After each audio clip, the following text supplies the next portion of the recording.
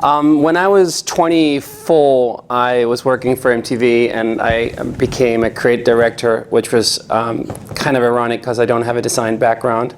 And so I first met on firsthand the imposter syndrome.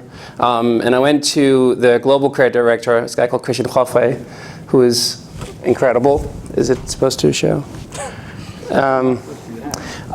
Who basically said I shouldn't worry too much because design wasn't too difficult, and I should remember a few things. I should remember to always think about the character of what we were designing, the attitude, and then when it came to the visual aesthetics, it was really all about being consistent. And so for many years, I was telling designers much more talented than myself that while my design style was ugly, it was consistently ugly, so I should be fine. So what I brought today was a few kind of slides, which is about basically how we design at Bark & Co. I brought three things, and I think none of them will really be very strong on the visual design, but hopefully what it'll be interesting in terms of how do we look at creating methodology for how we become a stronger design-driven company. So the three things that we're going to talk about today is, this doesn't work, maybe I can do this one. Is basically how do we create tools internally for everybody in the team, so for the non-designer to really creating stronger both visuals and narratives. How we think that basically the Web 2.0 movement have made it very easy for all of us to create things which are visually compelling, but unfortunately everything now looks alike. And thirdly, how you really, as a designer or creative team, really need to take responsibility of inventing tools and methods to bring design outside just the pretty picture, so outside the visuals. And I think normally there's questions kind of at the end, but feel free to kind of just raise your hands if you have something which sounds weird in the middle. I have a dog, and unsurprisingly, she's called Molly. She was picked up on the streets of Mobile, Alabama. And so she's now gone from being a street girl to be somewhat of a spoiled brat. She's mostly lab. I got a DNA test done on her, and so she's lab with a little bit of golden retriever, and she has a black tongue which you can't see, so she's a bit chow also. And she's somewhat spoiled. She has a personal trainer. He picks her up twice a week and drives her up to a national park where she gets to run. She has a dog walker 3 times a day. She has a groomer that comes once a week and furminate her. She lives a pretty special life, and I thought that I was probably one of the only ones who was as crazy. But we started Bark & Co. We realized that that wasn't the case. In the US, there's roughly 53 million households that owns a dog. And so for many people, the pet industry is considered as a little niche industry. In many ways, like the computer industry is one of those industries that people don't really realize is really bigger than all of TV, all of film, and all of press combined. The media industry, so the pet industry, just to give you a reference point, is 4 times the size of the baby market. It grows twice as quick, and it's never seen a recession.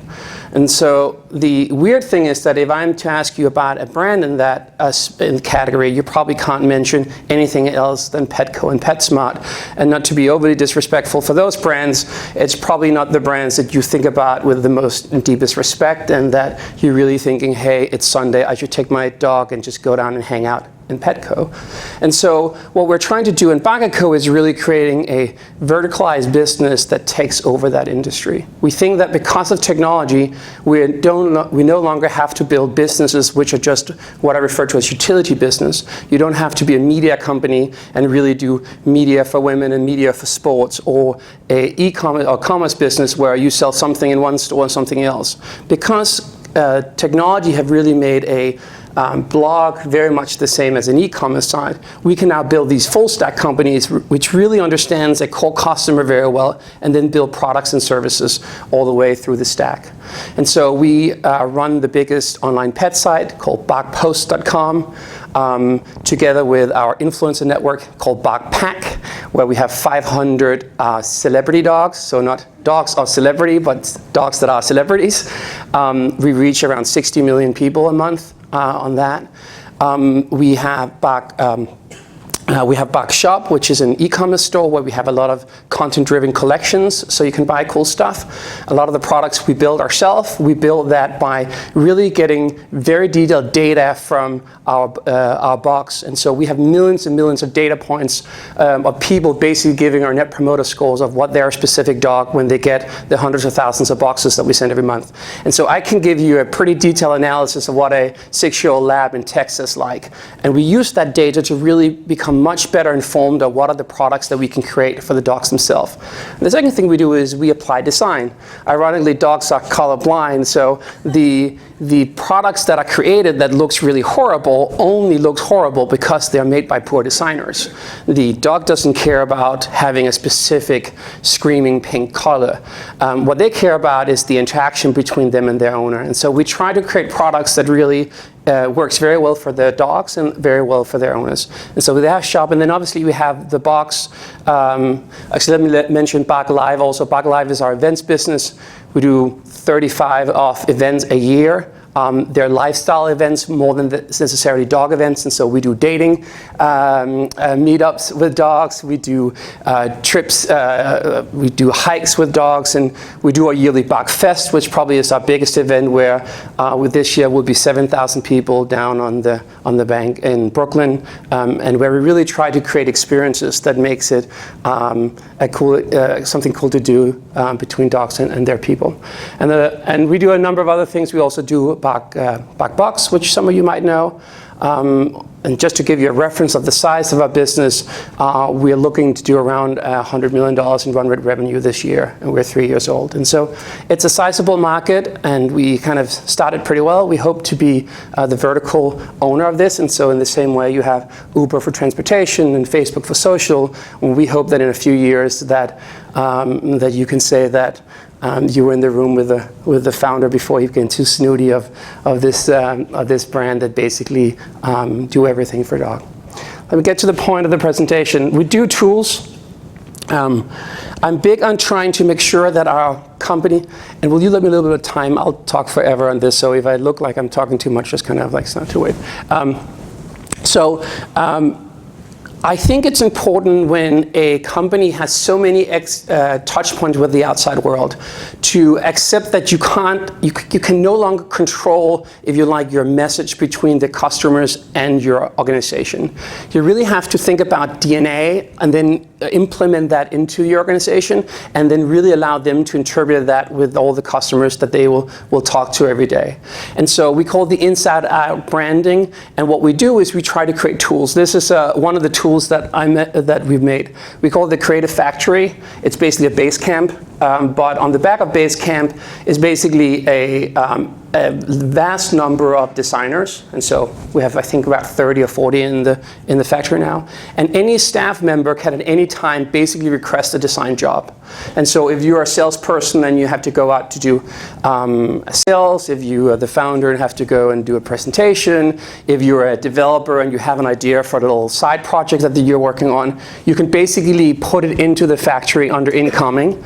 The creative director will then basically see the project that is briefed tight enough, and if it's not, they will send back and say, it makes no sense what you're writing, please explain some more.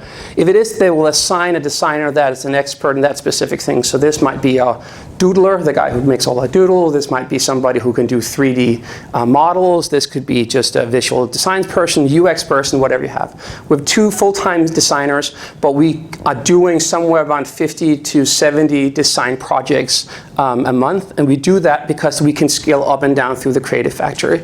We also then pretty much never have anything which is horrible looking design going out, because everybody just feel very comfortable of using this tool.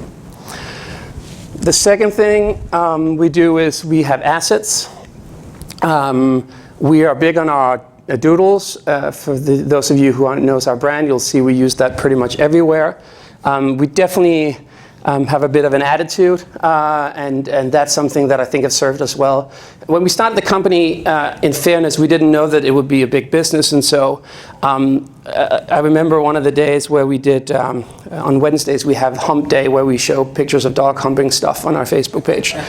And I remember somebody came and said that a customer had just complained, and they were really kind of upset about that, and we should stop doing that. And at the time, we really had this idea that the best way to build a meaningful brand was to build something that we internally really liked, and then just hope that there was enough people like us that would like us also. And I think that's very much a philosophy that we've kept doing. We definitely do stuff that we somewhat immaturely kind of laugh at and giggle about internally, and we just push that out. And luckily at this point, it looks like there's been enough people that enjoy it too. The third thing that we do, and it's partly inspired by my work at Prehype, is that we have a very organized innovation pipeline, even in a little company like Bark & Co. that only have 100 people. And so we basically have this methodology and these tools of how we push stuff through a funnel. And it has a lot of different components to it, both in terms of how we're small classes that we do constantly to teach the staff to be more creative or better of telling narratives or better problem solving or what have you, over to having a pretty structured model for how we can build new things. And so the Bark Beta program internally is something that everybody knows how it works, and if they have a new idea, they can basically put it into the Bark Beta program, and then we basically use our methodology to push it out. And so what that gives us is the ability to really have a lot of projects going at the same time. It's also the same methodology that Prehype then worked with News Corp and Lego and Verizon and Mondelez and Danone, and we have 4 locations around the world in Brazil, Copenhagen, London, and New York. And so a lot of the methodology that we built to big companies, we ironically now are using ourselves in Bark & Co. And so we build a lot of stuff, I believe, in volume. And so we have, probably not tens of apps, but we constantly have apps and sites and services that we are trying internally and decide if we think they're going to work or not.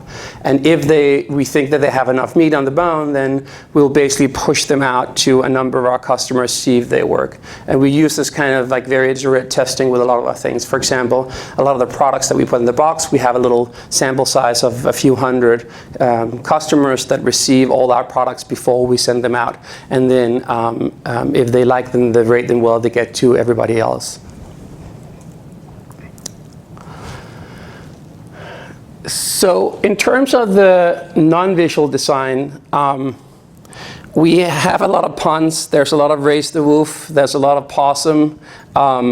We develop a lot of this stuff in the design team to really make it easy for everybody to have a language that they can use, and really for allowing people who are not very creative necessarily to have something they can easily use. And so this is starting to filter to a lot of different teams. I was in a budget meeting the other day, and I noticed that some of the time, on the time, there's a little asterisk, and then in the note it says listed in human years, not dog years. And we see that really filter through all our teams. We have the attitude. These are Valentine's cards that we made. I think it's important today to really have an attitude in the brand that you're building. I think one of the downside of the Web 2.0 movement, and frankly a lot of the brands that are really growing, is that they don't really have a character. I think Facebook is an incredible product, obviously, but I don't really think neither the visual design or the way that the brand communicates to me really means anything for me. And so they have network effect, and so therefore winner takes all. But I think when you go into other categories that we are in, where you don't have a network effect, you kind of need to build that attitude into your product. And I think that comes with authenticity. I think one of the reasons why we've been winning in our space is because that we've hired 100 people who are absolutely nuts about dogs. And I think that authenticity really filters through. If you call our customer love team, which is who you would call if something went wrong with your box, you will probably end up having a conversation about something about your dog, because these are people who are sitting in our office with their dogs and they're into that. And I think with a domain like ours, which is so emotional, you just can't fake that stuff. And so you need the authenticity and you need the attitude. I say the last thing is what I call the permission. We don't have a marketing team right now. We have a design team, we have a content team, we have an events team, we have a lot of different teams. And part of it is because that I feel that normally by having a marketing team, you almost create a monopoly of creativity in that specific team. And I want all our teams to be creative all the time. I want all our teams to feel that they are responsible from the brand. I want all the teams to be design thinking. And so this is something the finance team have done, which is basically they've taken all our contracts and they dogified them. And so when you get hired with us, you first get your job title, but you also assist in direct your bill scratching. You'll basically sign off to doing a lot of different things, and some will be paid in treats, which ironically was an issue because when we hired all these celebrity dogs that are actually on our payroll, some of their owners called and said, "We don't want treats for this, we want real money." And we're like, okay, the contract's actually written for humans, but. And so I think this idea of really thinking about how can you allow your design, how can you take your creativity and really allow everybody in your team to feel authorized to do that. This is our creative director, Leif. He's from Germany.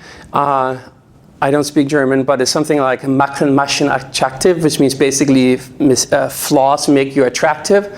I think his mom said it because obviously it's not necessarily sorry, Leif, and so we think that what we need to do with the Web 2.0 is really finding ways of making it a little bit dirty. The nice thing about being, either a Ruby developer or using a Django framework is that you get a lot of free design stuff kind of just given to you. The framework just looks pretty nice. The issue, as mentioned for me, is that they all look the same, and so this is from our style guide of we want to try to find a way of mess the design up a little bit to give it a little bit of character.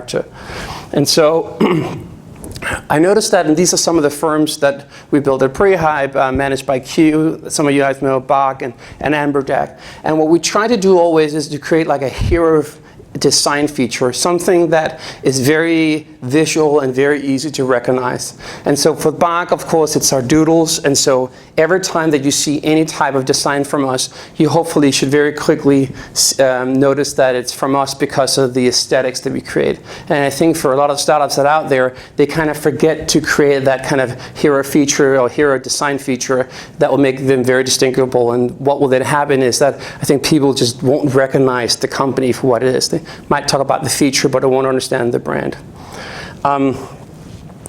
We like breaking the norm. This is obviously not the most brilliant thing in the world, but we only do crooked lines. And so we try to find different designs methodology that we can always use really to make our visuals distinct.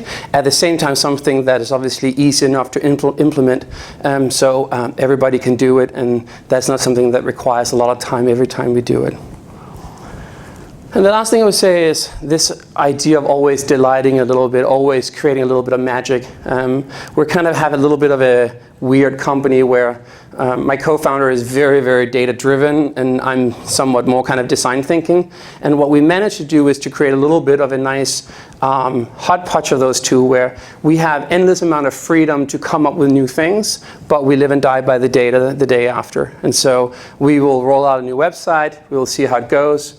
We have data Sundays where we crunch the data, and then if we've lost any of our customer in the conversion funnel, we'll basically axe the design and go back, roll all the way back, and then start from scratch.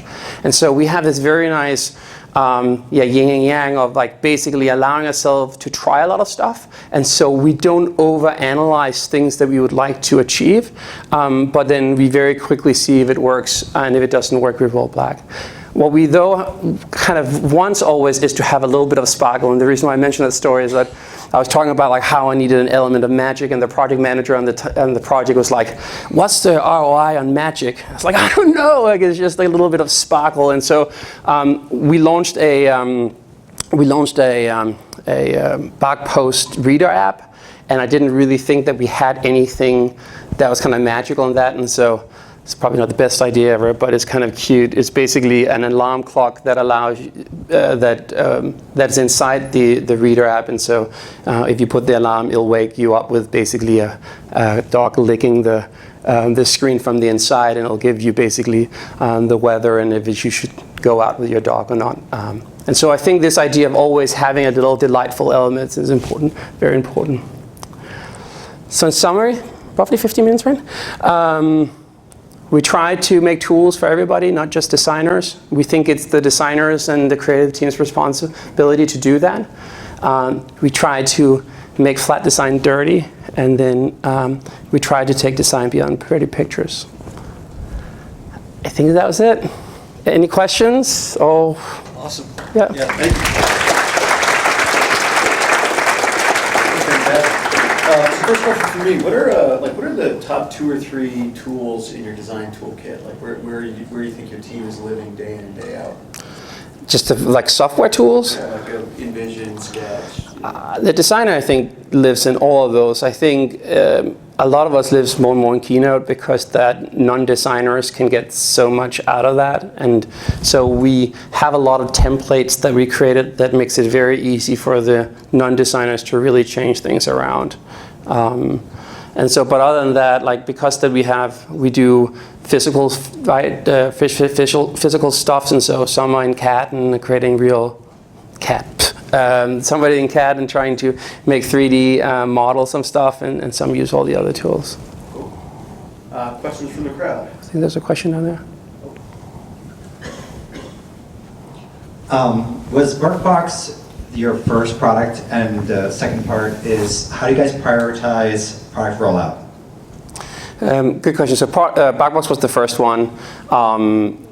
As mentioned, we didn't necessarily think it would be a very big thing. Matt and I had both built startups that we sold before and was kind of cruising around. I was doing pre-hype. Matt was entrepreneur in residence over at Polaris. And so we thought that we just wanted to do something that was kind of nice. We met Carly, our third co-founder, who had just started Uber in New York, and we were basically had this kind of sneaky idea that she could do all the hard work and we could kind of like skim the dividends and it would be a good setup.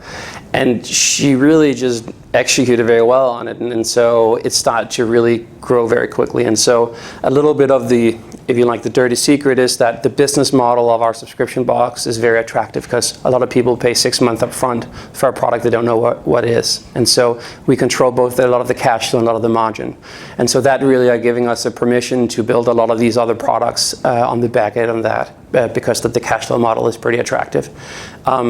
The model for how we launch products are not necessarily well, it's somewhat kind of thoughtful, but it's very much, we look at what we call spaces, so things that we would like to own, and then we basically create theses within those, and then we build products around those theses and test them very quickly. And so we have products that we launched. We had a vet service at one point that we tested for 12, 18 months, and we didn't think it was good enough, and so we move that back into beta. And so we look at different spaces, and then based on those specific products we try within the spaces, a lot of it is just, I wouldn't say it's gut feel, but it's educated guesses.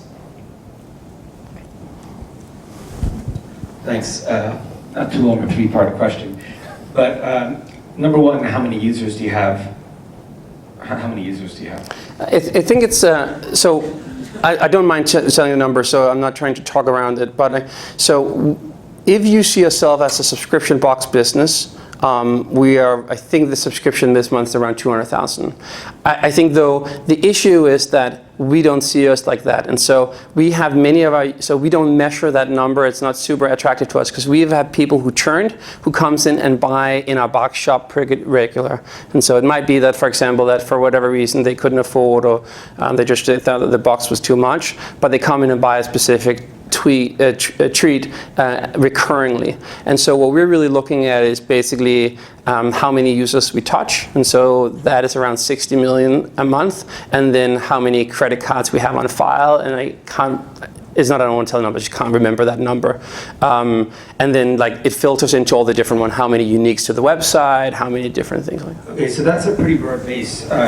In that context, when you introduce new functionality, new screens, designs, so on, how iterative are you able to introduce new changes? In other words, do you first send it out to like 10 people, it seems to go okay, you broaden that to 100 people, or is this something that you do en masse? Like you think you got it where it should be in-house, and then you just release it to everyone? Depends what product it is. And so if a product is an existing product per the Bark Beta program, then we are a little bit more sensitive because we're touching a lot of users and things can kind of mess up in the flow. And so there we do a lot of A/B testing and we do kind of like, I would say, more classic stuff. For Bark Beta, we are much more shotgun. And so there we'll send something out, it won't work, we'll change the whole interface and update the app and go for it again. But you're only doing that for a relatively few users. And then just off the top of your head, do you have an opinion, like how many users do you have to have before you can have that iterative process?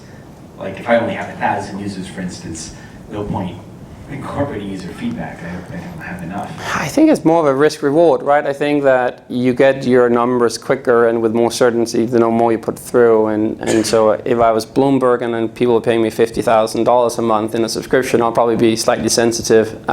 If I was in free app, I'll probably be less so. And so I think it's a little bit of your risk profile there. I think what we are trying to do is to do something where we can move very quick while still be respectful for the customer. And so if we're changing something that is really fundamentally changing their experience, we think it's rude. And so that's probably more why we wouldn't do it than because we were worried that we were scaring them away. Thank you. Cool. Time for one more? No? All right. Oh, you can, let's do it.